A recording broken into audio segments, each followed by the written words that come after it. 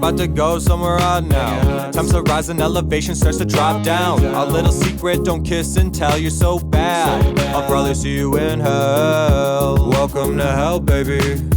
This is podcast hell. Are you hungover? I'm a little hungover. I am feeling a lot less hungover after the mimosas. Yeah. They call it hair of the dog. Hair of the dog this morning. But what does that mean? What is the origin of hair of the dog? Like, why would they say that? Like, it doesn't seem to make any sense. I have no idea. Like, hair of the dog means drinking after you've been drunk. Yeah, drinking again after you've been drunk to prevent the hangover or to stop the hangover. To mitigate. Has nothing to do with hair or smooth dogs. It out. Yeah. So, we need a fact checker. No, we don't want. I don't want a fact checker. That's I say this on every single podcast. I like not knowing. Mm-hmm. You know, we've lost our sense of wonder in this world by having magical computers in our pocket. You know the real reason why I don't let people look stuff up on the podcast? The real reason? Why? Because they have their phones and mine is using to record, so I can't look it up faster than them. I don't want them to know before I do. So that's why I don't let people. That's the actual. I've like lied and been like, it's about the feeling of back in the 90s when you wouldn't know and your conversations would just be this. No, it's because they have. I don't want people to look shit up and I can't look it up. That's not fair. Yeah, I was like, keep your phone in your. But I'm not on my phone, so if you had a fact checker, they'd be the only one with the info. A third party. Yeah, are you gonna pay for the third party person to hang out?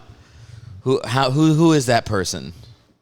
It could be Liz on occasion. Aubrey's done it in the past, which was pretty great. Remember the time we went over the jerseys and she fact-checked to prove in one of your podcasts you were correct on jersey colors for a Division III school. I remember that. You actually loved that fact-checking. I did love that fact check. Well, let me tell you what would happen if we did a second podcast where we were calling off to Aubrey off screen to check bullshit we were talking about. After I leave the house, she would be like, Christian, we have to talk. And then never again would she fact check. People don't want to do that shit unless they're getting paid. They got to have like a... Not even for loved ones. Not even for loved ones. No.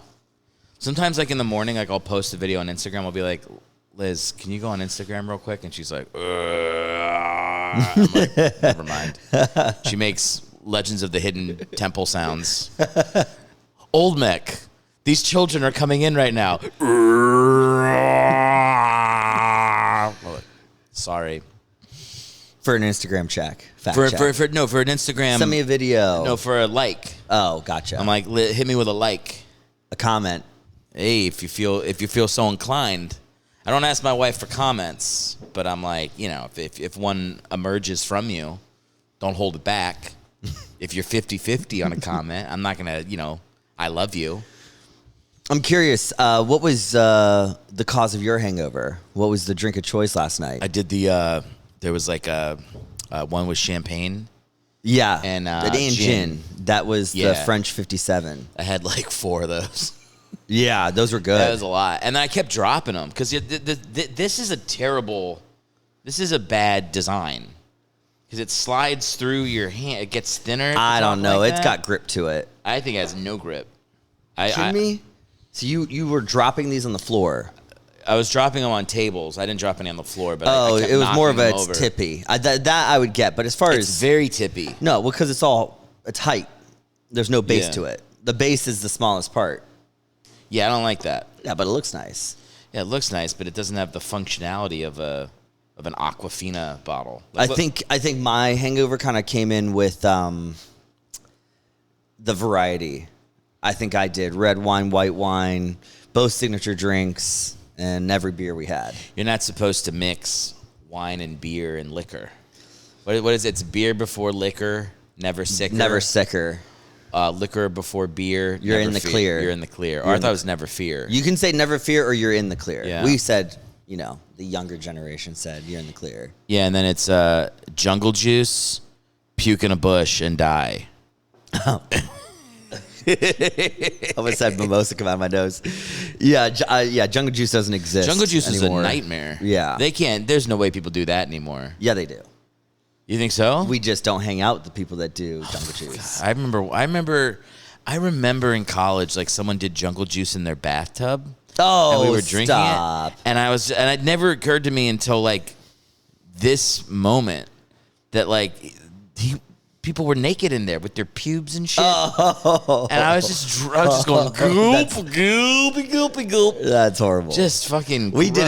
did it. We did stuff like that, but in sinks, which is also pretty gross because you like wash your dishes in there. It's all gross. But human washing, way grosser. Let me say something. Like we were talking about how like back in church days, like they would give you the chalice. Right. And it was every single person in the church took a little sip on that. And then backwashed back in. But if you were towards the end of the line, that's like fucking gross. Yeah, with COVID, that can't be a thing anymore. I remember like we went to like a couple Christian churches at points in our childhood, and they would have like a little shot glasses of grape juice. For the kids. For everybody. Oh, so you're just saying they would pass along a tray, and everybody would take their own little shot. You know what? I do remember that. Yeah. And then you get like, here's a little bit of blood for you, and a little bit of blood for you. But they didn't think that's the difference. The Catholics believe that it is actually turning into blood. Right, the blood of Christ. And then Christians are like, no, it's grape juice. It's like a little symbol. But it's symbolic. Symbolic. But the Catholics are like, no, blood. Blood and flesh. I think I prefer, if I had to choose, I prefer the symbol. I don't know if I want to think that it's actual blood. We're going for the cannibalism. I mean, it's just every Sunday. It's too much. For me, I don't know. I think it's yeah. No, I would. What do you think? Do you think it's full? Do you go full blood, or do you think it's a symbol of his blood? I think it's symbolic. Okay. Yeah. Well, that's you're violating Catholic doctrine. I understand where you're going. Are you all right? I get where you're going. Are you all right with this? Who do you believe? Yeah. Now I'm like wondering who's going to be watching this podcast. Who's Father Jim? You didn't really know priests the way I knew priests. No, I was never an altar boy. I mean, you went to Catholic school. I dodged a couple bullets. I mean, you were Mr. Magoo out there. As Mr. Magoo out there. Nobody knows what that means, but it's for us. The older audience. For the older, well, no, even the older audience. Only people who know my stand-up. No, Mr. Magoo. No, Mr. Magoo. Yeah. Which again, I'm excited to see your stand-up tonight. Yeah, people are. It will already be done by the time people see this. But yes, I'm doing a show tonight. When's this airing? Before Christmas? I don't know. This was supposed to be the Christmas episode with our sisters. But they got a wee bit scared. Hey, well, I think you're watching this right now. You got scared, and you're missing out. Yeah, you're missing out. This is fun. This is Christian's third podcast. Is it your third? It's my third. I will try to refrain from naming people this time. Oh, don't name people. Yeah. No names. I don't really care. It's just like it's like I don't want someone else to come up to me and be like, that episode you talked about how we should cut off the head of anybody who doesn't like your stand-up, and I work at a company, and I'm like, oh God. So like it's safer for me to not have like people get upset with me. And for the people who you're naming. Yeah, but fuck them. It's more like me. It's just like I don't want to have to deal with like the hurt feelings of people. Yeah, people shouldn't have to associate with anything on this podcast unless they choose to. You know? Like I think that's fair for family members is like cuz some people in the family I talk some shit on. Dad probably watches this. Dad does watch this. But he pretends like he doesn't. But he totally does. Yeah, he does. Because he references it all the time. Yeah, he does. Yeah. Yeah. I think he enjoys it. He'll never tell me he enjoys it. He'll tell, maybe in 3 years, he'll tell other people that don't tell my son. I think so I watched the show. I think I didn't watch the show until I became a guest. And then I was interested to see some of your more guests come on. I got into the show and I listened to it in the car and, my favorite every time is Rob Stern. Really? I love you and Rob Stern shows. You're a Rob Stern guy. I'm a Rob Stern guy, and I follow Rob now on his page. I think he has a great podcast. The Rob Stern podcast. It's Rob Stern Show. It's the Rob Stern Show. It's very funny. Yeah, he's great. He does more bits. You know what I don't like is he'll. Well, you're a big bit guy too, so with the two bit guys, it's fine doing their bits. Yeah, it's great. But I don't do bits on this show as much. I more just like want to chill out. No, but when Rob's on your show, he tries to fucking make it his show. He's out doing your bits. I don't like it. I don't like it. I love it. Yeah, Rob's a good friend. I liked having Brad. Did you twist your ankle? No. The way you're elevating is like you. All right, I'll take. What the fuck? I gotta stand like you, I fucking Gordon like Gecko. This. I look over and Erick's got like a elevated, twisted, snap. I don't know if it's on. I don't know if it's on camera. I don't know if the camera can capture this. I got very self-conscious doing. I did a podcast here last time I was home, and I was barefoot. I put my feet up, yeah. And then I was like, oh god, people are gonna be fucking ganking it. Yeah, to your feet. Didn't even know that was a thing until Feet Finder. What's Feet Finder? It's like a people that are into feet. How did you find Feet Finder? It's like a known thing that it's out there. I've never heard of it. Right. I've never heard. As Dr. Evil would say, right. You've really never. I've never heard of it. I don't care if you're into feet, dude. You can tell me. Oh no, definitely not into feet. I'm not either. Not a fan. I dated a girl once who I've got nice feet. Into feet. I don't have nice feet. You know, I surprisingly have good feet as far as like toenails are fine. You know who's got bad feet? Sorry to say it. Don't say no, the name. I'm not going to say the name, but Cousin M from his soccer days has that one pinky toe that like every time I see him in flip flops, he's got a jaunty. It's like pinched in from tight cleats. For years. And it's like. And, best friend M, my best friend, hockey cleats, did the same thing to his feet. And he's got like this toe that like gets pinched underneath and it makes it, Did M play hockey? Oh, big time. Great hockey player. I used to travel with him and his family and I loved it. I mean, he was, same size as me, so undersized. Yeah. First one to take the gloves off in a hockey match. Which when you're an amateur or you're a kid, fighting is not a part of the sport. It's like immediately kicked out of the game. Yeah. When you throw your gloves off, and they called it locker boxing. Well, because they wear cages. When you're not in the pros, you wear a full metal cage, so they call it locker boxing because you're not able to hit a face, but it still hurts to get hit with a cage on still. It's attached to your head. Hockey players really are a different breed. Like when I was working for that, I worked for the Norfolk Admirals. Yep. They're like the minor league affiliate for the Caps. I would interact with the hockey players a bunch, and they're just a wild breed. They're like bears. Look at it this way. I mean, they really are all over the place. Have you ever put on like full uniform hockey before, like with the pads and everything? So I've put his stuff on before. We used to play when the pond would freeze over here in town, we'd play on the frozen pond, which was awesome. But one time I wanted to put on his stuff. We fit same size, everything. So I put on all of his gear, and I was shocked to how little pads they had in certain areas. So when these guys are jumping in front of pucks, they're moving at 80 to 100 miles an hour pucks.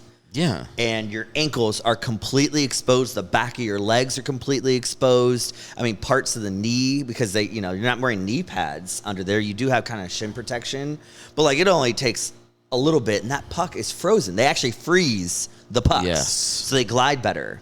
So it's hard rubber like a lacrosse ball, but then let's freeze it to make it harder so it slides across the ice. And let's slap this thing at 80 miles an hour as a kid, and you're diving in front of it to block a shot. And then, you're the pansy who goes out because, you got hit by the puck. You get back in, you're on the next line. He used to get some crazy bruises all over his body, and we would be, on the way home, you would see the things changing color in a 4-hour car ride. The crazy thing too is like they used to not have helmets. Yeah. They used to do that with their bare fucking face. They would go and catch it in the mouth. Did you see the video of Ovechkin from a couple years spits back? Out the teeth. He's in the bench. Puck goes off the ice right into his mouth. He takes it to the face. He goes up. You see him take the teeth, and he passes it to the trainer to hold on to him. And then he goes out on the next line like it didn't happen. What sport do people get their teeth knocked out and then they go back into the game Dude. within 5, 3, 2 minutes? The fact that we shit on Canadians a lot in this country. Do we? I don't know. I do. One Yeah, they don't have fucking free speech. Yeah, okay. They put comics in jail for telling jokes. Oh, they're yeah, pussies. yeah, okay. But when it okay. comes to hockey, they 100% have the toughest sport. Yeah. Football looks like child's play when you compare it to what hockey players do. They are tough. And what's crazy about hockey is like it's ice skating, so like it's half gay, and then it's like full UFC fighting on the other side. Yeah, it's the only It's sport awesome. outside of fighting where fighting is a part of the sport. No, they're which like- is very like it's actually physically a part of sport as far as culture, right? Yeah. If your big guy hits one of our little guys, we're sending our enforcer out on the next shift to match up with him, and they're taking the gloves off. But they don't do that anymore, though. They do. No, they don't. Oh, yes, they do. The Washington Capitals have Tom Wilson that gets sent out for the specific purpose to go start a fight Still with now. 100%. Are you kidding me? I thought there were no enforcers. Oh, in come hockey, on. though. Get out of here. I mean, I watched the Get movie. outta I here. watched the movie Goon, and the whole plot. You haven't. You the whole slow pl- down on hockey. You've picked up on baseball. I don't watch. I really don't watch hockey that much. But There I've heard there's no more enforcers. There are enforcers. That's a lie. The Okay. fighting's still happening. I mean, not that long ago, we had a game that started, and they specifically, both teams said, we're going to fight when the game starts. I know the Rangers were involved. Not the Texas Rangers. The New York Rangers were involved. Yeah. I don't know if it was the Devils. It'd be weird but, if the Texas Rangers also got involved. That would be sweet. Like they just came over the. But the basically, ice. what happened was puck drops, 5-on-5. Full fight. 1-on-1 each. And Goalies? Goalies ended up getting into it after Okay. the fights were getting broken up. Then the goalies got into it. Goalie. So fights. then it was 6 fights. All happened. Guess what happened? As soon as everyone goes to the boxes, they get their 10-minute, 5-minute major penalties. The puck goes back down. They do it again. the second line. Yeah. Oh, yes. There was like 15 fights in the whole game. Hang on. There was bad blood from a bad hit, and it just carried into the next time the two teams matched. When you talk about hockey's changed, that happened recently, and I was like, I gotta watch it. Yeah, we'll pull it up. We'll link to it in the show notes. Yeah, it's great. If I remember, It's great. Yeah, I mean, that's badass. it is. Yeah. It is. I love hockey for that reason. It's still a very physical sport. And I always like that too, because like you'd watch football, and it's like, especially like college football, like South Carolina Clemson or something, and they fight before the game, or like, they don't even fight. They just they all start jumping up and down near midfield, and like two guys circle each other, but don't really throw any punches. And the announcers are like, "Oh, come on, this is a disgrace." But then like you watch hockey, and they're like, "Honorable gentlemen settle their score on the ice the way gentlemen know how." But it's awesome. that's true. That's It's very awesome. true. It makes it the best sport. I feel this way about all sports is like, stop trying to appeal to everybody. Like, don't make hockey. Like, you remember this is from when I was a kid. They tried to highlight the puck. They did, Right. like the little puck thing, a little puck it was glowing puck. it was like a tracer. They do that just to try to make the sport more popular. Make it easier for the casual Fuck the viewer casual fan. that doesn't understand, because the puck moves so fast and it's so small that they Yeah. use the tracer to try to make it easier for people that maybe didn't understand the game. Because if you don't understand the game, you don't know where the puck is going Yeah. or where it should be going. You don't understand offsides and why they're blowing the whistle. You don't get anything. So, Well, to be honest, well, here's the thing. I'm a little bit contrary to you because I think baseball needs to change. well, they did. Well, The thing you're gonna say, they already did. no, they still need to change. let I me- think they took a step in the right What did they- direction what did by, they change? by Let's- decreasing the pitch count, right, and making the pitchers pitch faster. Yeah, I think it sucks. Speeding up the game. Oh, it's great. I'm Come on. I'm against Who it. wants to go there for 4 hours? Right here. 4 hours You're of looking just at- the slowest, most boring, and also with pitching getting so great, which is not a bad thing. But now that, apparently we're not allowed to use steroids, but the steroid era with home runs was freaking awesome. Amazing. Yes. I feel like we just let them go all steroids in with the great pitching. We speed up the pitch count, which also is against, the pitchers. When you give them more time to rest and get into that next pitch, yeah, it's more defensive. Sometimes. The other thing is like, I want to see Barry Bonds just knocking it freaking out of the park every time he steps up to bat. they're cheating. And I think they belong in front of what's the saying? If you're not cheating, you're not trying. Yeah. So Did you played collegiate sports? I did. Did you cheat? Did you use steroids? I never cheated with steroids, but I cheated nonstop on the field. How'd you cheat? I would, nut tap people. Yeah, I would step on people's cleats before they jump for corner kicks. I was short, so before they jump, I just step on their foot. They don't jump. You think the referees, there's 11 guys on each team, right? And everyone's in on the box, and this guy next to me tries to jump. You think he's looking at our feet? I'm standing on his foot with all my weight on it, right as he's about to go up. Yeah, my guy doesn't get the header. Dude, people hated you. I would hold on to their shorts, so if they did get up, the shorts start to come off, so I pull them up. I did anything I could to get an edge, anything. I did a lot of shit talking, so that's not cheating, but I did it. Refs not looking, I would trip them, like the casual, brotherly, just nick the back of their heel that hits the other foot, just pisses them off. I would do shit like that nonstop. I would pinch people on the under part of the tricep, the sensitive area of the back of the arm, just little pinches. Anybody ever try to punch you? I've been hit multiple times. Yeah, full on. I had a goalie.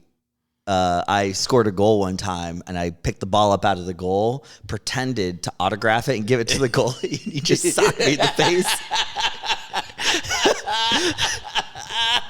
It was indoor soccer, and I don't know why I did it. I thought it was funny. It just went and then somebody else from the other team, because I got punched, and I'm look at the referee, and then somebody from the other team drop kicks me in the back, knocks me down.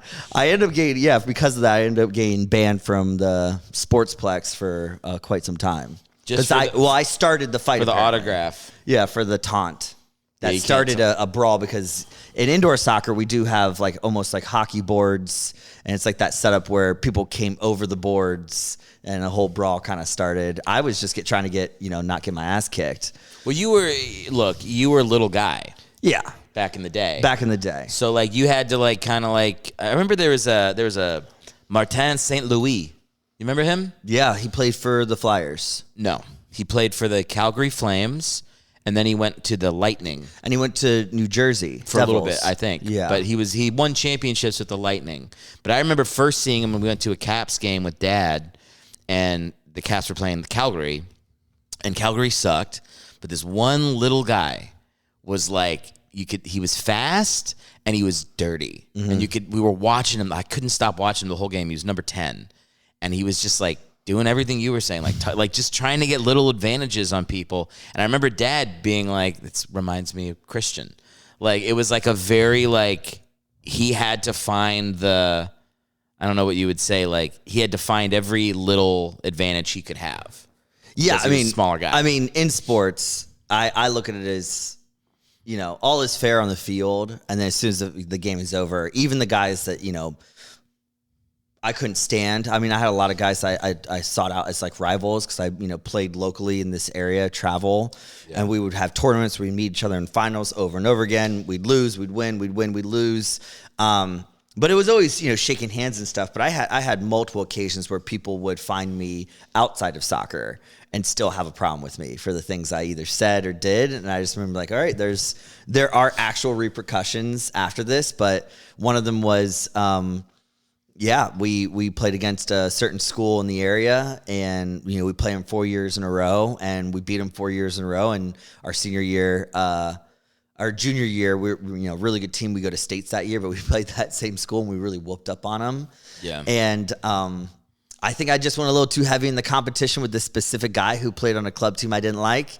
And he caught up with me in college. I was visiting a friend. I remember he taps me on the shoulder at a bar, and I'm with a couple of my buddies, and next thing I know, full out brawl. He taps me on the shoulder, just looks me in the eyes and goes, "Do you know who I am?" And I was like, "Yeah, you went to such and such school." And then he just put his hands up immediately, and I just, before I knew it, he started swinging. Literally just said, "Do you know who I am?" I said, "Yeah, you're such and such from this school." And we're in college at this point. This is I hadn't seen this kid in 3 years. He's it's on. You remember? Yeah. He was "I found you." He had an opportunity. There's no referee. There's no suspension.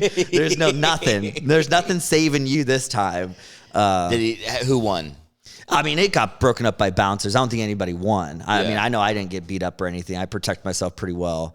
Yeah, I was pretty good at like getting distance from those kinds of situations, but there's not many of those situations where I feel like I lost. Yeah. I didn't put myself in situations to lose any of those. I really only had one of those situations. It was at Radford. Well, it was at Radford University. Radford's a good time. Yeah, I went once. We did Quad Fest. I went for Quad Fest in is 2010. Yeah, my fraternity had an issue with another fraternity. Not like I don't care, but the chapter of my fraternity at that school had an issue with another fraternity. Right, and you're visiting your fraternity at that school. So I just remember there being like a moment where they were on the front lawn, and it was time to fight, and like me looking with like the three other guys I was with that were from my school. We're being like, well, we're here. We don't have any beef, but hey, this is our side. Yeah. I got like, it was brief for us, but like I do remember like my one friend got it pretty bad. Oh, yeah. First letter T. I know who it is. Do you know who it is? Yeah. Okay, yeah. No, I just remember him like it kind of spilled into the house, and like he was on the stairs. He was clutching onto the railing going up, being like, ah! Like dragging him upstairs. There's like two guys holding onto his legs. Yeah. He was getting pulled. Yeah. Yeah. We were also just so drunk. That was like it's like a full 4 days of just nothing but Quad drinking. Fest. Yeah, it's wild. Yeah. There's a photo of me wasted like on the roof of the house. But I look at the photo, I'm like, man, is that like a warped photo? Or is the roof is at like a 45-degree angle? And I'm like on the roof with a keg at the top, like drunk. I'm like, dude, it's a 2-story house. I could just roll off the end and be dead. Yeah. And I'm just like, the things I did, I don't know. Liz was talking about like, when we have kids and stuff, like she went like, I hope our kids behave like I did, and not like you. And I'm like, yeah, of course. I don't know if I want. You weren't extremely misbehaved as a child, though. No, but that's the thing. But I let it all out in college. But you were already like technically an adult at that point. Well, technically, no. When I went to college, I was 17. 17, but only for like a little bit. Right. And then you were 18. So you were mostly an adult by that time. I felt like of all of the family members, you stayed in line. And you were similar to Liz as a child. As a child, yeah, but you weren't. But it's not like you can't die from doing stupid shit when you're 18. That's true. That's true. Yeah. I think if you average it out, I also think Liz is right, but it's also like boys and girls. I think boys are idiots, and I think girls typically don't do the dumb shit that boys get into. Young men, young boys. I agree. I think girls are smarter. Girls kind of have to mature quicker than boys do. They're smarter than we are. They're just they're not standing on 45 degree angled roofs that are trashed, 35 feet in the air. Yeah, drinking at 10 a.m. No, yeah. Like as the window opens, they're like, "That's dangerous. Don't go out there." We're like, "I'm doing it for you." They're like, "We're through." You're not saying you're doing it for them, but you're doing it so they think you look cool. You look cool. Yeah. I don't. That is one of the nice parts about being married. Is like I only have to worry about one lady thinking I look cool. Everybody else, I'm kind of like I don't really. I'm just like myself. Yeah. I feel like I always thought like you can't really. That's a great take on that. No, because it is like I always felt like guys can't be friends with girls. Really, I mean, sure, maybe, but not really. But then like I have some friends, but I do too. But like since I've been married, like okay, how about this? Because I'm married. I kind of agree with you, but what about this? Can you be friends with girls who are dating your male friends? Yes. Like that's real easy. Yeah. Like there's no sexual tension or anything like that. Yeah. But if you're single and a girl's single, can you be friends? No. I kind of agree with that. I think it's like there can't be like a chance that you're going to hook up. Now you can be friendly, but if you're saying that there can't be a chance you're going to hook up. Like I'm not going to cheat on my lady. So because of that, I feel like I can be friends with girls. Yeah, no, I think. But if we got a divorce or something, or if she died, my thought when you can't be said, friends with ladies you again. can't be friends with guys can't be friends with girls. The first I had why I disagreed was a lot of my best friends and their significant others. I was like, I'm very good friends with them. I consider them some of my closest friends. Yes, but that's different. I think that's different. No, what it's like if there can't be either one of you that wants to bang. Then it's not a friendship. Then it's something else. Right. Like I really believe that. Like there has to be we're not going there. Like if it's my friend's girl, if I'm in a relationship, then we can be friends. But it's really nice to have those female friends that are your best friend's wives. 100%. Like they give a lot of perspective. And I'll say, no names, but my friend M and his wife C, got him, that live on the other side of that Ducati over there. Mm-hmm. I knew you wouldn't go the whole podcast without mentioning the Ducati. But over there, yeah. So over the Ducati, we've been friends. So we were enemies for about a year. The classic. He gets a new girlfriend. I'm the best friend. Can't stand her because he's seeing me less because of her. And then when he sees me, he's hiding the fact that he's hanging out with me because he lied to her about, going out to the bars with me or whatever the circumstances. Everything there you've mentioned is M's fault, by the way. None of that. It's all good. None of that has to be that way. But no, it was for a year we didn't like each other. And then we have had, this is back in 2009 and 10 that we met. So yeah, and then she's become one of my closest friends. Yes. I would label her on her own, not as a couple. C is one of my closest friends. So it's kind of interesting how that is, but it's nice to have girls that are in my life that aren't family, that are very close friends.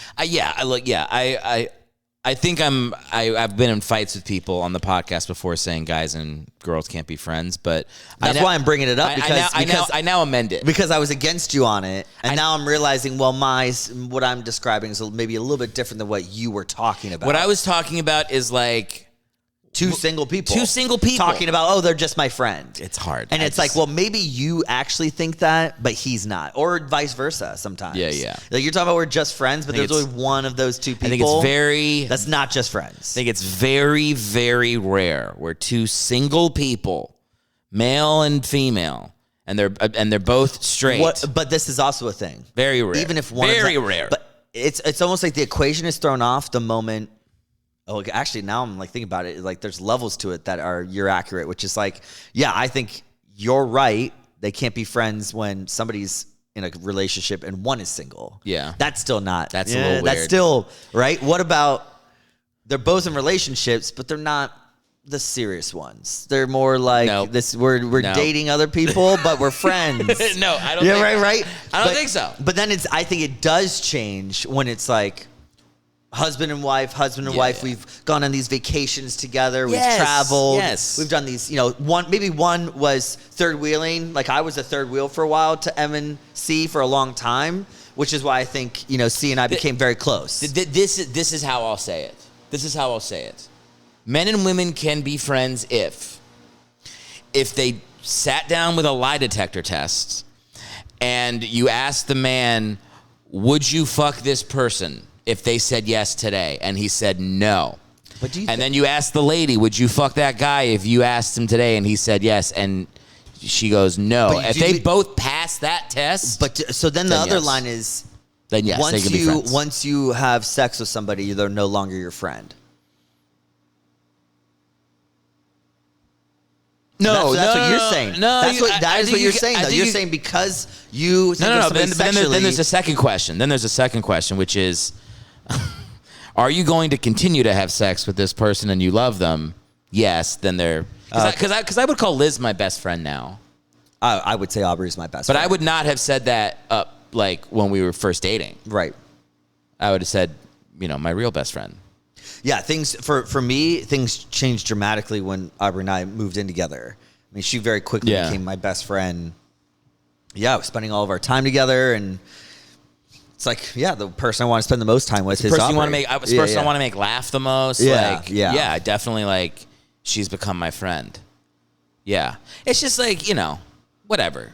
People know what I mean when I say guys and girls can't be friends. I feel like even the people that fully disagree with you, no, it's only because they have that friend that they don't want to let go of. You know who you are. I don't know. I think it's. I think you're right though. I do enjoy my female friendships a lot now because I do feel like they're genuine. We've got 2 friends in LA that we now are getting in fights with in front of. Like that's like a new level. Like you're getting fights with Liz and I will get in fights and they will get in fights in front of us. And I'm like, that's a new level of friendship. Yeah. Because I'm trying to think like some of my friends from like high school, college, like I consider them very close friends, but because I moved away, I haven't like become that close with their spouses or the people that they're dating now. So like that to be like around like a couple fighting and they're comfortable, like when you fight and then it's like that weird, awkward, silent part where like everybody feels bad, nobody knows how to break the tension. I've just been sitting there while that moment's happening, and to be like, oh, that's a thing that I've been in with only my siblings. Like I think that is like the level of friendship where you're like, that's the new level where you can really be yourself and like. Have you traveled with another couple? Have you and Liz done couple vacation? Traveled, like not a car drive, but like flown, gone on vacation with another couple before. Never flown, but we've been on vacation with a couple before. How long was the drive? But we didn't drive together. Then it doesn't count. Okay. What I mean is, then no. Because when you are together in the car, the commute, if it's more than 4 hours, that counts for me. But like the commute itself, right? The packing, picking each other up. There's all the stressors, right? Because where everyone gets frustrated on the vacations is somebody's making somebody else late. Yep. Right? So then when there's couples... Always a late person. Let's say three are on time and one is late. The one who's, engaged, married to, or dating the other is frustrated with that person. And they're seeing it, right? The 2 that are on time. The couple that's on time is seeing that. What I will say is I've traveled with... some of my closest friends and their significant others, and it is very much a bonding, which is like, you see I'm not always happy with my partner, and I see them not always happy with their partners, and we get to understand the fact of like how they resolve their issues. And then typically what happens is we break up, the 2 couples break up. I'm going to talk about with my best friend why I'm so pissed about X, Y, and Z. Yeah. And then they're going to talk about it, and it just brings everybody back together. It's very healthy. It's like, that's the thing that they talk about with parenting is like when you get in fights with your spouse, you're supposed to like resolve the fight in front of the kid. Yeah. Because a lot of times like parents will start fighting and then they'll like go into a room and solve it there. And it's like the kid needs to actually see how you resolved the fight. Yeah. Like that's an important part of development. Yeah, I look forward to you joining in on one of these trips. Hell yeah. Yeah. I mean, I did one in the Outer Banks. We got, 8, 10 people down to the Outer Banks. I think there was 3 or 4 couples and then some singles. Were there sibs? There was sibs. Okay. Can I use the sib name or no? No sib names. No sib name, but baby sib. Baby sib. Baby sib was there with the significant other, and the significant other... Teddy. You did it. And Teddy, Teddy's close to all the guys in the group. Just only say it once. What? You just did it. I get to say it. You don't get to say it. Fair. And no, it was a great trip. But again, it's a lot of people in the house for a week all together in the Outer Banks. But it was a great time. I look forward to you joining in on some of those because again, I do think it's like one of those big bonding moments of arguing over dinner, arguing over what's going to be on the TV. And it's not huge arguments, but it's like little things here and there of like, okay, this couple is picking everything. Why aren't you, speaking on behalf of both of us? Yeah. Those things start to come up, right? Yeah.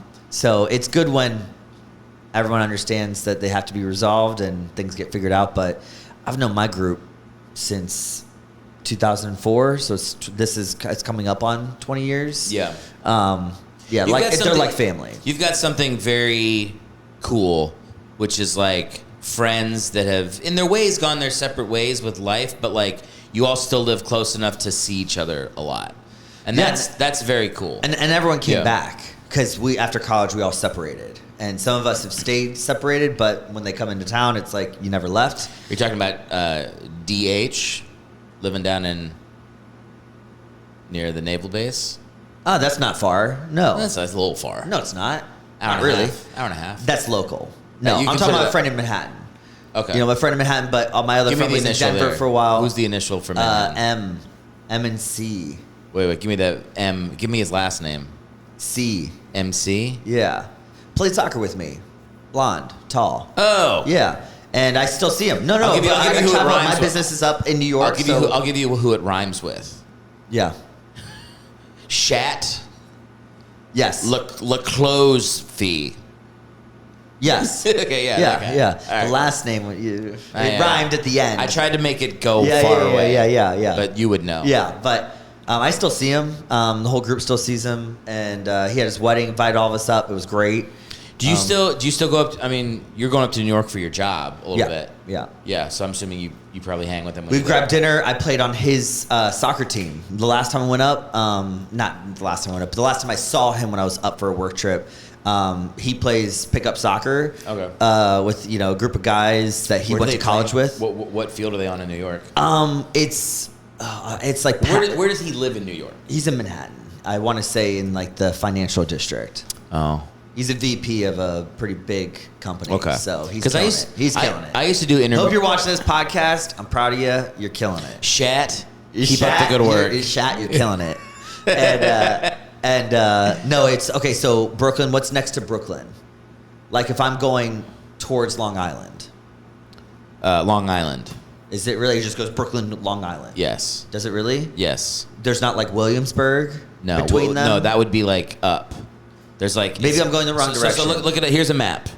There's Manhattan, and then there's Brooklyn, and then there's Queens, but it's north towards and then towards Queens. So it's like Queens. There was these. It's right on the water, looking towards Williamsburg. Manhattan. I used to live in Williamsburg. I knew it was Williamsburg, but that's not towards Long Island. That's towards like fucking Astoria, Queens. Okay, then I was wrong about Long Island, but Long Island is going out. I was in Brooklyn. I remember driving or Ubering that I was going away from Brooklyn, going towards Queens, I guess, and basically it was right next to the water. I mean, it was the coolest soccer game I've ever played in. We're right next to the water, looking at Manhattan. It's cool, and we're playing a bunch of Russians in soccer, and I came back with a pretty nasty scar on my ankle. They play a little rough. Yeah, this dude was wearing cleats and just full on stopped on my ankle. I was a little out of shape and talking more shit than I could. Dirty? Well, yeah. There's no other way. Like I have one way of playing sports. Yeah. No, never. So I was talking to a Russian in a way I shouldn't have. And the moment I'm like, not on the play, he just stomps right on my ankle. My last little bit of like before the pandemic is I was doing pickup basketball, and I would mix it up with people. It makes me happy to know that you talk a lot of shit when you're playing sports, because I talk a lot of shit. Oh, yeah. And I also, I throw elbows like crazy in the paint. Like, I'm like, yeah, boom.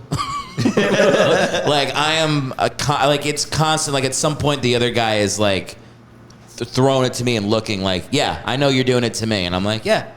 So give me your opinion on this. Let me hear it. Now, some people are like, hey, you've got a problem, go see a therapist. And some people are like, no, I think you're right and it's important, which is, do you have aggression and anger inside of you naturally? Yes. Do you think it's appropriate in sports settings to get all that out? Yes. I think it's healthy. I tell people all the time, as a human. I tell people all the time when I meet guys who don't like sports, I'm like, where does the anger go? Where's it going? Right. Are you just making a souffle being like, fucking talking shit to me? Where does it go? The souffle got me. Where does the anger go? It can't go when you're making your bed in the morning. It goes towards sports, either playing sports or watching sports. Yep. Or working out. Yeah. Why do you think guys make those sounds when they're working out? You're doing that because that's the place to do it. Yep. You know what I used to do? And that's I want to follow up with, and that's why when the match is over, the game, whatever, and we're shaking hands, I have more respect for those guys. Yes. Because if they took it, and they took it well, I respect them. I feel that the I gave same them way. my best. I gave them a shot on the corner. They didn't complain. They didn't whine. They just gave it back to me. It's there's this mutual respect. Maybe not mutual. Maybe they don't respect me, but I respect them as far as if I am giving them everything I have physically and mentally to try to mess with them, and they handle it well. Hey, I'll go up and shake hands with that guy. I'll grab a beer after the game, whatever. Now, as an adult, it's really easy for me to do. But when I was younger, I was a learning experience, and I didn't handle it well. When I was younger, it was like I wanted to fight everyone, and I hated them all the time. Now it's like, not physically, but if I were to give a guy a punch and he takes it, there's a level of respect there. Like, I gave you my all, and you just ate it. Yeah. Yeah. Do you ever warn guys? Like, before you start playing, you're like, I'm not fun. This isn't going to be fun for you. What's about to happen? Or do you like to surprise them? You're like, hey, man, good game. And then it starts, you just fucking hit him in the nuts and start running? I normally start at 100, and then it kind of just stays there. So the best thing I'll say is when the game starts, the moment the person comes, because in soccer you're matched up in positions, right? Yeah. If I'm a right midi, the left midi on the other team is marked up with me.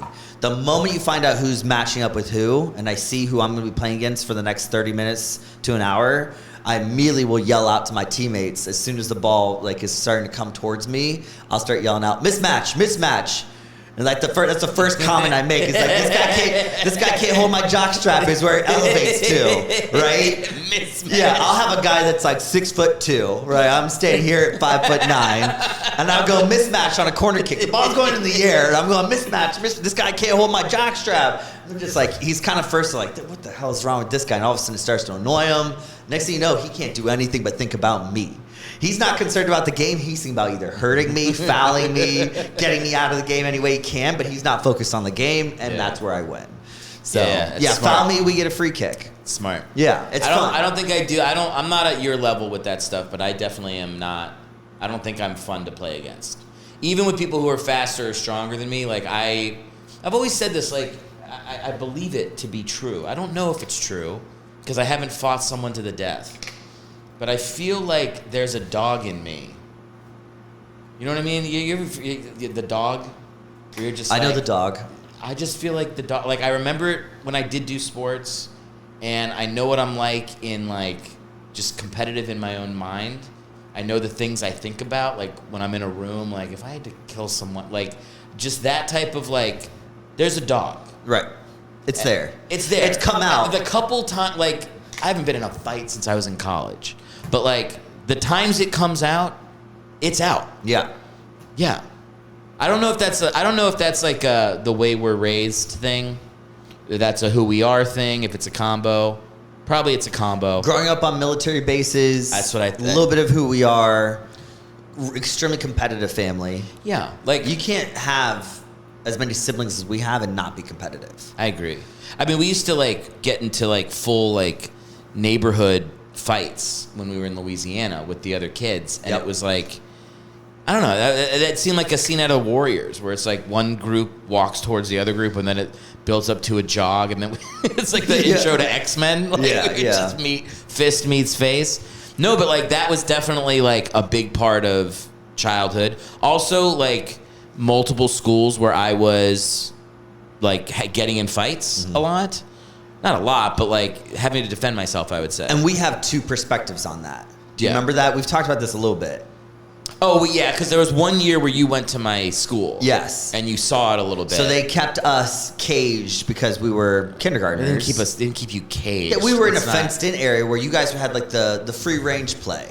Right, we had one jungle. Well, now gym. we sound like chickens. No, I was in the chicken coop as a kindergartner. You guys were the bantam chickens. They throw us into there's a 4-foot fence that we can't climb over, right? Yeah. So, but then the rest of the kids are out on the playground. You got the blacktop, the basketball hoops. You can go wherever you want, right? Sure. And I just remember seeing, you and Stephanie periodically. Stephanie could come over to the fence, like, "Hey, Christian," and I remember seeing you fighting.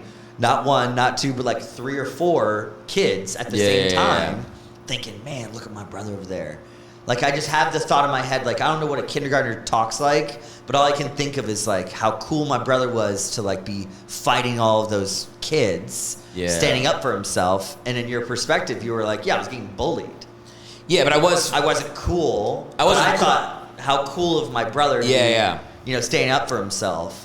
Yeah, and one of the kids that I used to get in fights with was like your buddy. You remember that? I feel bad about that. It's not your fault though. I think he probably did that as like mental warfare to you. He probably did, but he was like, I'm gonna bully you and make your little brother my best friend. Here's the thing. He was about my size. The other guys were bigger.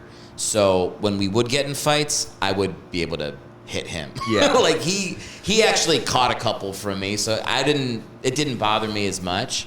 But it was like, yeah, I always forget that there was, because I always think of like I was always off by myself in those schools. But that was like the 1 year where we all went to the same school. Right. And there was like, you all got like, I feel like a little taste of what it was like for me.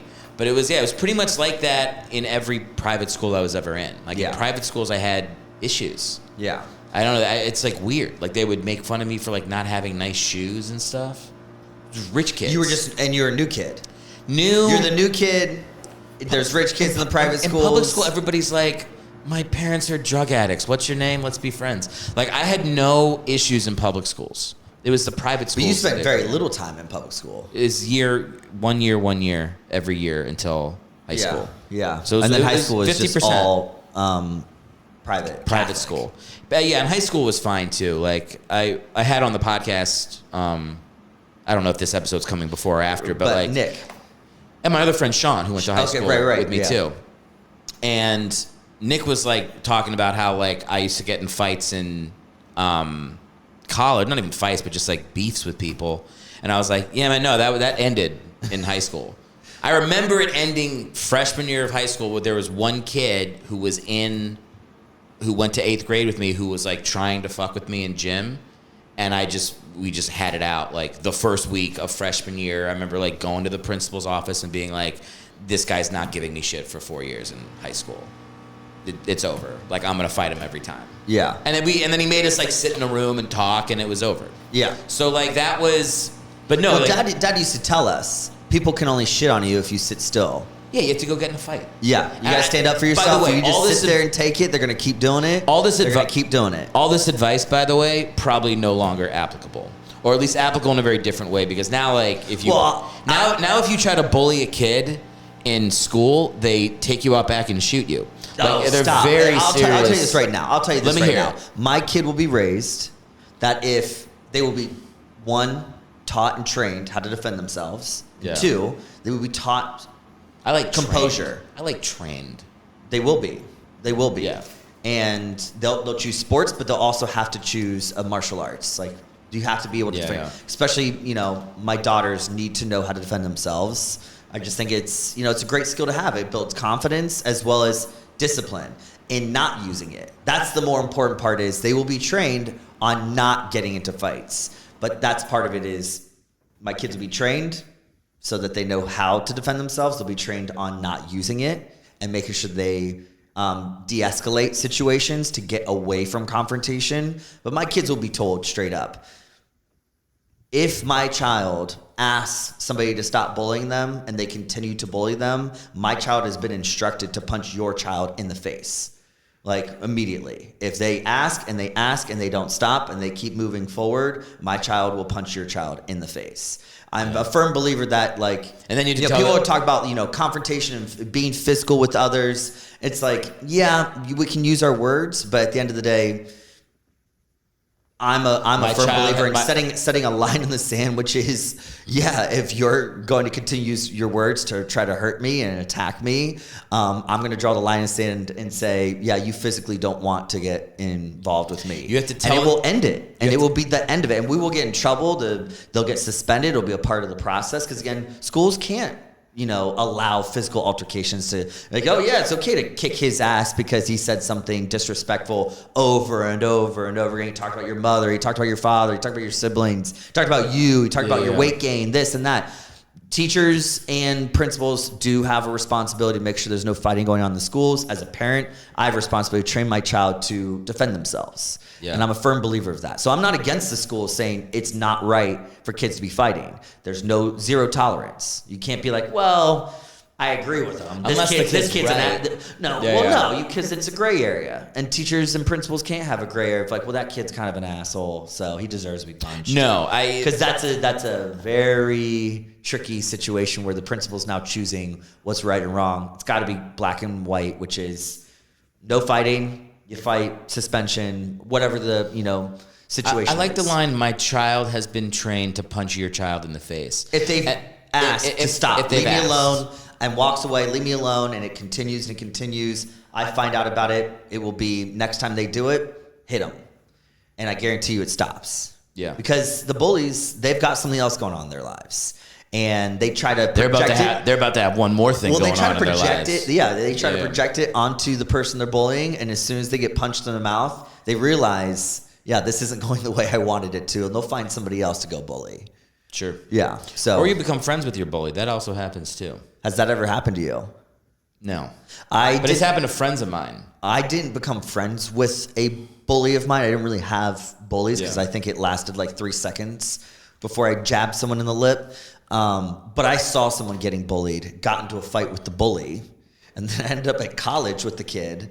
And we became great friends. And he brought it up the first time he saw me. And I thought, okay, here we go. Like he's walking towards me. Thought, okay, he wants to have it again. It had been 2 years since I had seen him.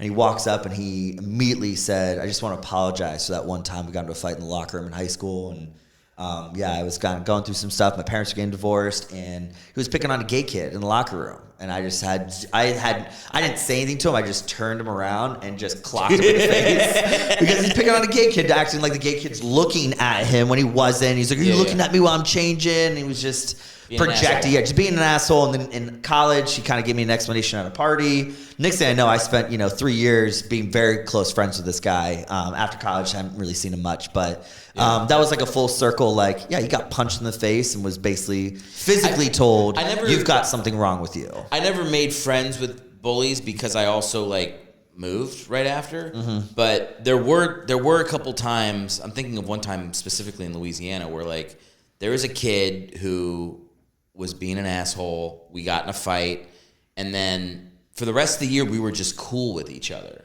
And I remember there'd be moments we'd be on a project together or something, and I'd be like, this guy's actually not that bad. But I was only there for another 5 months, and then we were out of there. Right. But I was I wonder if that was a thing where if I had stayed at that school and continued to grow, see that guy, I'd be like, oh, we could have been friends. Because it really is the bullies are going through something themselves. They have their own bullshit. Usually they have worse lives than the kids that they're bullying. They're normally being bullied at home. Yes, that's what they've been taught to. And I used to run leadership programs with kids, and it was a really interesting program with kids with anxiety, kids with eating disorders, kids getting bullied at school. And the kids that I definitely found a lot of interest in were the bullies getting sent to this program. Yeah. The kids that were getting constantly suspended for picking on other kids. And what we found was the kids with social anxiety, eating disorders, and getting bullied had more confidence than the bullies. That when we broke them down, and again, we're backpacking for 2 weeks, we're doing board breaking and fire walks, and you're camping alone. We'd make them sleep alone in the woods with no tent, just a sleeping bag, no pillow. You kind of break them down to build them back up kind of concept by the end of the trip, doing a lot of empowering things. The kids that were really hard to get confidence into were the bullies. Of course. It wasn't the kids with anxiety and a lot of the social angst that comes with being a kid. Would you find that the bullies and then these anxiety kids would bond with each other on the trip too? That's got to be life-changing for those bullies. It is, and the best thing that you would see is it was almost this bully that's shown up to this program is called we called it LIT, Leaders in Training, was the whole concept. We're taking these kids that have issues and we're making you leaders in your communities, and they're all from different areas. And the bullies, by the end of the trip, nobody's told, I'm here because I'm a bully. I'm here because I get bullied.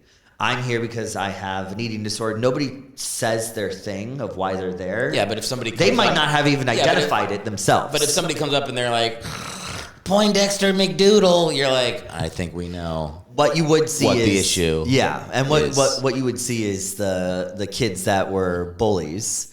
By the end of the trip, they would link up with the kids that get bullied. The kids they normally wouldn't be friends with, because what they found out by the end of the trip is they want to be more like the kids that get bullied, that get pushed down and stand back up. You know, because somewhere in their life, those bullies that are doing it to other kids, they're not getting back up. They're repeating the behavior that's coming to them. And these kids getting bullied aren't doing that. It's so sad.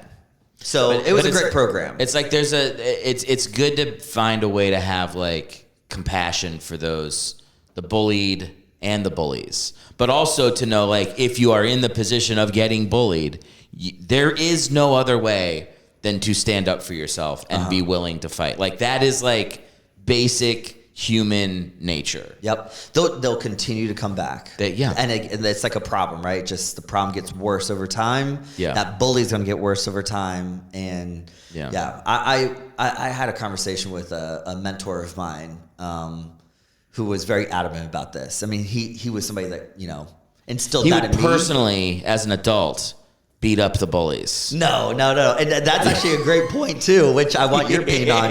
Do you think as a parent you should get involved? No. Yeah, no. I think if you fix that should... situation for your kids, they will always need somebody to fix that situation. Look, there's a fan. It's delicate. Like, and a lot of parents are like, hey, if any kid pushes my kid on the playground, I'm going to run over there and get into an argument. Well, my mentor one time was like, yeah, if my kid gets pushed down by another kid on the playground, I'm going to walk over to the dad of the other kid and push him down. Yeah, that's not what you do. No, exactly, but right? But like, that's his level of like, yeah, that kid's going to see you do this is the consequence. Because I'm not allowed to hit you, I'm going to hit fucking him. Yeah. But my situation is more of, I'll have a conversation telling him exactly the same thing, which is tell him to stop. Okay, you've come back to me. They haven't stopped. Great. Now, the next time they do it, before they get it off, whatever nasty thing they have to say to you, before they push you or touch you, ask them to stop. And if they come a foot close enough to you, you hit them right in the mouth. Not in the nose, not in the eye. You hit them right in the mouth and see what they do. Walk away after you hit them. And if they do it again, hit them in the mouth again. Yeah. Guarantee you they stop. They leave you alone. Just hit them right in the lip. Yeah. Most people don't want to be punched, even bullies. Most people don't know what it feels like to be punched. Yeah, I think a lot of great conflicts have been resolved with. It's the great Tyson quote. Everybody's got a plan till they get punched in the face. Yeah, Mike Tyson. Everybody's got a plan till they get punched in the face, and then all of a sudden you're just dealing with what it feels like to get punched. Yeah, like the bullies like giggling down the hallway, thinking of the insults that they have, and they get up to the kid that they're about to bully, and they tap him on the shoulder, and they have this thought of like, I'm going to make fun of his glasses. As soon as he turns around, he just hits me right in the mouth. It's like, oh shit. Yeah. Oh, no, you got a plan, didn't you? Didn't go how you thought it did. No, different plan. Yeah. No, there's a scene in and we'll get out of here after this. There's a scene in True Detective where Colin Farrell beats up the dad of his son's bully in front of his son. Oh, yeah. And it's such like and it's such a scene where you're like, I don't know, it's almost like a twisted fantasy scene. You're like, get him. But then like in the show, it's not good that he does that. And I don't think you can. I think like the real discussion is like with your own kid to be like, this is a situation where you have to learn how to defend yourself. It's hard. And what's really hard is I think it's got to be harder with girls because like they don't get physical as much. And like it's like a lot of the bullying is this fucking phone in our pockets. And that's the thing that it used to be like when you're getting bullied, you get bullied at school and then you go home and you get to like chill, relax, have a talk, like figure out what you're going to do, take some karate classes. Now the bullying happens online. It follows you everywhere. There's no end to it. It's permanent. Right. So like, how do you stop that type of cyberbullying now? Now it's like you just walk up to them and punch them in the face because they tweeted something last night. What do you do? Well, it's also like the concept of like, it's why I like having a nuclear deterrent, right? You almost have to find a way to have a nuclear deterrent, which is like, we were in Atlanta for your bachelor party. Yeah. And our nuclear deterrent was our brother-in-law. Yeah. He has like 22-inch arms. And we're walking around Atlanta with that effing guy. Like, there's like, let's say there's 3 groups of guys that go near an alley with a criminal. Yeah. And there's 3 groups of guys that go by. Our group has him. Guarantee you they're not picking our group, right? I also like how when you came to visit me in New York, we clearly did not have that deterrent. And we were fucked with on a consistent basis. I was so unprepared for New York that you didn't listen to me, man. I gave you the advice. I didn't get it. I came from a town where you wave at people, you don't smile. For the people, it's not frowned upon to look happy. For the people that we're talking, this is like I lived in New York, and I was living in Harlem.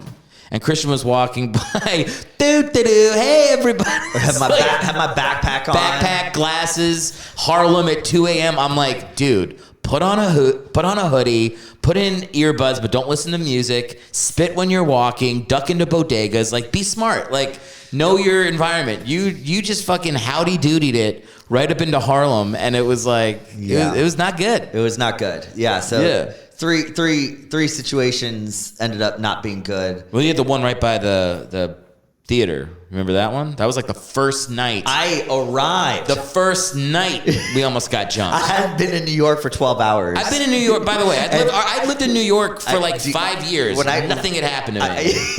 You get there the first night, we're full sprinting. We ran into like a Walgreens. And we closed the door and the criminals came up looking at us. What is it about you that like immediately I'm in shit? I had a very much of a, hey everybody kind of personality. Like, you remember we walked by the guys and remember what they said? Well, these guys. These guys. So I remember these guys. We're on a sidewalk with like a construction zone. So the sidewalk pushed into the road. And these guys had their back against the wall of the construction site. So when we walked past them, I turn and I see them. And when I look at Eric, I'm like, Eric, I think these guys are. And right when we say that, we hear them say, yeah, these guys. Yeah, these guys. So it's 2 guys, obviously my brother and I. And I just remember, us running for our lives. Yeah. Sprinting down the street. I can't remember who started running first. I know that I was behind you because I was playing college soccer at the time. Yeah. I was definitely faster. I mean, I was training. I was doing CrossFit at the time. I was in crazy great shape. Yeah. I had my hand on you, like I wasn't gonna leave you behind. That just wasn't. You were like keep going. You were slowest man. You really what do you call it? We're only as fast as the slowest guy. I don't think you can call them Indian runs anymore, but you remember that was like a thing we used to do, like, and then you pass them, and you keep looping. Yeah. But I also thought, like, because I had been in that situation a couple of times, it's one of those things like we'll survive it together better than if we break up. So that's why I had my hand on you. We're running. We got into the Walgreens. I think we just turned in, and the guys obviously saw us in a business with cameras. Yeah. And then took off. But they had full intention of mugging us. Yeah, taking everything we had. A little mugging. Yeah. I had friends that right where that happened got into a full fight with guys with knives. I wonder, it could have been the same guys. And my friend has like a cut where they got him. Crap. And it wasn't like they weren't trying to like Joker scar him or anything. It was like they had knives. They're in a fight. And then once the fight's over and the guys leave, my buddy goes to the other friend like, dude, you're bleeding. And he goes down and he had to go to the hospital. And it was like the guy had sliced him. He didn't even realize. Yeah. But that kind of crazy shit in New York, like when I was there, it was on the down. And then it's gone back up. And now it's gone back up. And that's what I've heard from my coworkers who live in New York. I mean, I travel up there. It's different for me because weird to think of it as like it's the city that sleeps. Like you get there, like when me and Liz went there last time, it was like 2:00 in the morning in Queens. We're like, we'll just grab something to eat. We're hungry. Everything's closed. I'm like, this is when people would get mugged, when everything's closed and the people that are walking out, it's dark. It's like that's never how it was when I lived there. So it was the city that never sleeps, and now it sometimes sleeps. Yeah, now sometimes sleeps. We should say goodbye. We've gone longer than I thought we would, but that's okay. Hour 14. Yeah. Well, we're probably only an hour 10. But do you want people to follow you? Do you want people to follow you on social media? I mean, I'm not really into social media that much. All right, so I post for my family and friends. If any of the followers want to follow me, Christian Hellwig on Instagram. I'm not on Facebook. Don't search for it. Not on Facebook. But yeah, follow me, Christian Hellwig. To wrap it up, we got to start planning a bachelor party. Oh yeah, we do. We gotta do something else before we do that. What's that? Seriously? I'm not gonna do this on the podcast. Okay. Well, yeah. We'll I'm down to plan your. I'm down to plan your bachelor party. But there's something you have to do before that. Oh, there's other things that we have to talk about. Aubrey and I maybe thought of doing what, our sister did, which would be really cool. She was like kind of into it. And I was like, loved how you did that. If that was something you'd be interested in. But I still need you to help me plan the bachelor party. Yeah. Just come up with ideas, but definitely. Yeah. That thing. Yeah, but I'm going to order stuff and make it nice. And okay. I want to do it like Michael did it for me. Yeah, Not for me. But I got something from Michael that was say the words on the podcast right now. No, say it can't now. do it. You gotta say it. No, not for these people. Okay, but we can start planning. Not for you jabronis. But we can start planning it. Yeah, I just want to talk about it because again, it's almost like for me it was like engagement party is done. Now we can start talking about bachelor party and wedding. Do you have locations? That's what I want to talk about. I have no idea. Eric, I have been in 10 weddings. I have been to 12 bachelor parties.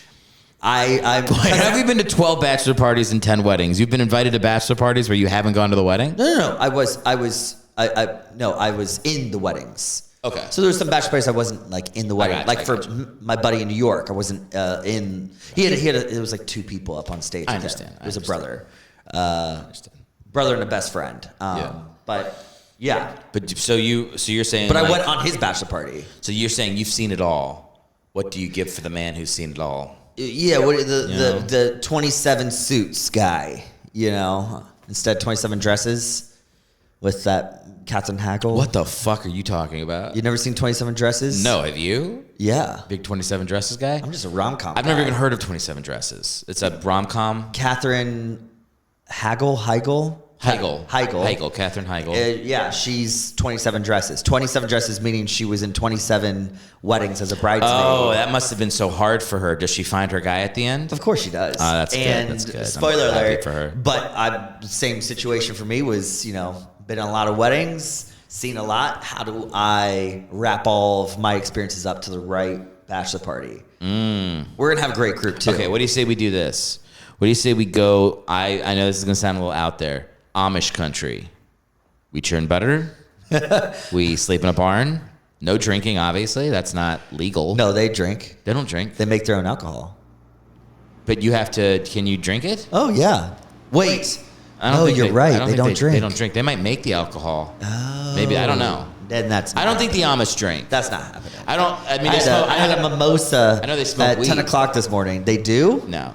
Oh. Why would they smoke weed? You're just throwing stuff out there. No, we do Amish country. I just want to let you know, shooting guns, paintballing, whitewater rafting, gambling. Okay. Food. Great food. Like, best food people have ever eaten. Wait, just to be clear, you want the food to taste good? The best. Well, all right. The best. I was going to get you shitty food. I didn't realize you wanted the food to taste. I didn't realize you wanted the food to taste good. My head's just like, all I can think of is like shooting guns, going paintballing, whitewater rafting or kayaking, canoes, something like I love the river, gambling, all of that's on the table. Yeah. Great. And food. Food's important. Food's important. I know food's important. I'm a foodie, and I'm like, oh man, we gotta do it up. Like I want to see things that people have never eaten before and say that was the best. Well, usually I feel like if we go somewhere where they're shooting and whitewater rafting, the food is like an old lady throws a steak on she goes, the hogs gave us good meat. But you also yesterday. know that story ends with like, I was starving because I didn't eat all day, and it was the best steak I ever had. There we go. So there we go. I want something hog like that. Steak. Is it in Vegas? Oh, also maybe some kind of entertainment like UFC. I'd love to go to a UFC Really fight. thought you were going to say something different there. No, if we went to a UFC fight with all of my best friends and family members, and we're in the Sphere in Vegas for one of the most epic shows of UFC 300, Dana White, make it happen.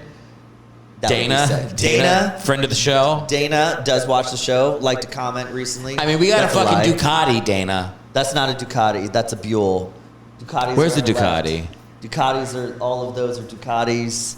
Those are BMWs and Suzukis and Hondas, and then we have Triumphs in the corner. There's a Ducati over there, right behind you. And then we have our Harley Davidson. Buell's over here. You can't see. We've got our Indian Scouts. There's a lot of Redskins memorabilia, which is kind of cool. You see those? And Indians. I love those. I love those pennants over there. I mean, it's a cool. It's a we're cool. wrapping up the show with. Yeah, we gotta go. This is an unbelievable garage. It's a very good garage.